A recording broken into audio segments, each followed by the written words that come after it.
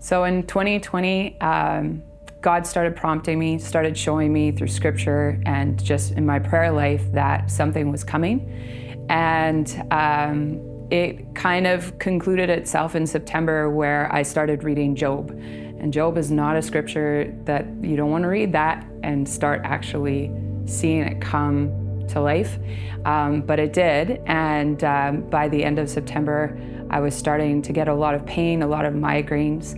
And in that season, I started declining. My body just started declining very quickly till October, where I then found myself in the hospital.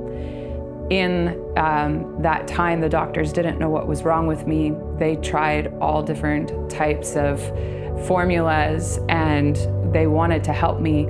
But what started happening was the medication was actually making me sicker. And it only took another 2 months and I was starting to have seizures. And over the next 6 months, I declined greatly.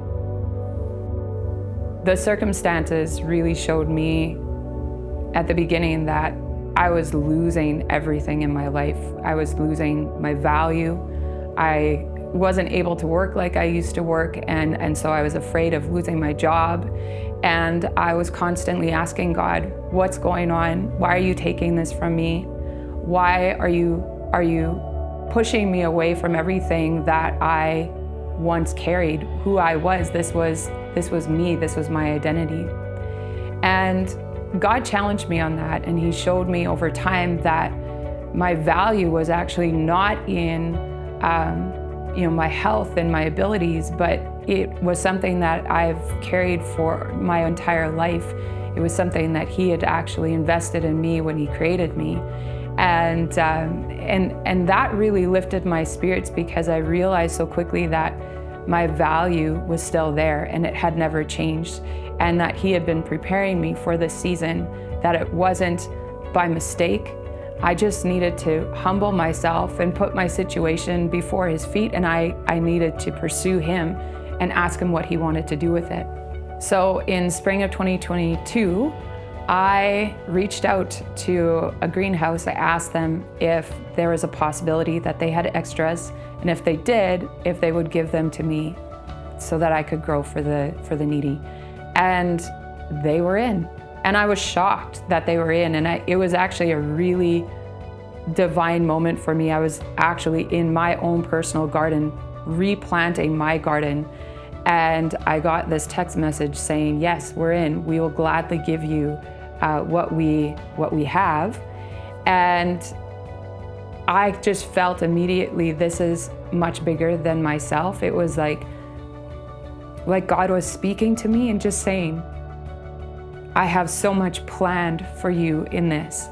And I was so grateful because I had been at my lowest low, trying to survive my health issues and feeling like I wouldn't become anything great. I wouldn't be able to share any of my value with people. And now all of a sudden this was happening.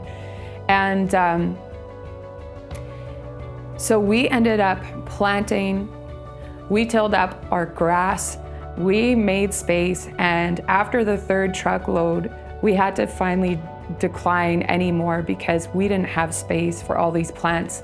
And that first year, we ended up getting some companies, some businesses, that rallied around us, and we grew tons of vegetables, and we were able to donate them to the community centers in the local area. So over the last 3 years, we have seen this grow, and we can't help but we have to put a name to it because it's really become something within the community.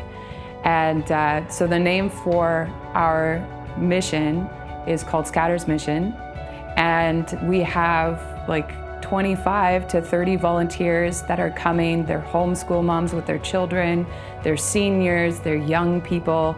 There's communities all over the place that are getting involved, donating land to us so that we can actually provide even more We have farmers giving us fields so that we can plant corn. It's just incredible how the entire community is coming together, and we are growing this mission, and we're excited already for this next season because there's even more that's going into Scatter's mission. I can actually tell that God used my health struggle to get me into this spot here. I know without a doubt that I would have never thought about growing food for people in need. I wouldn't be thinking about those who are sick, who are struggling, who are suffering.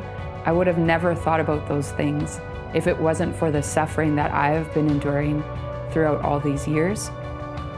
And so I'm grateful. I'm grateful that we've been able to go through this season and that we've been able to actually glorify God in the season and help people and really grow a community of people to go out and to serve the rest of the community with what we have.